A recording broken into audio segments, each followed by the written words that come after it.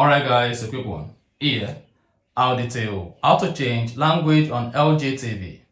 So if at the end of this you find this offer informative, please don't forget to like and then subscribe. Now the first thing you want to do, if your LG TV is turned off, is go ahead and turn on your LG TV. Once turn on your LG TV, you want to go ahead and press the home button on the TV remote. Now go ahead and select settings.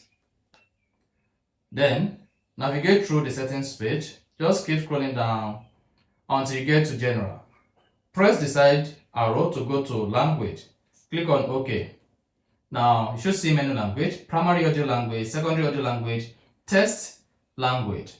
Now go ahead and click on menu language. You can just go ahead and select your language from the available languages.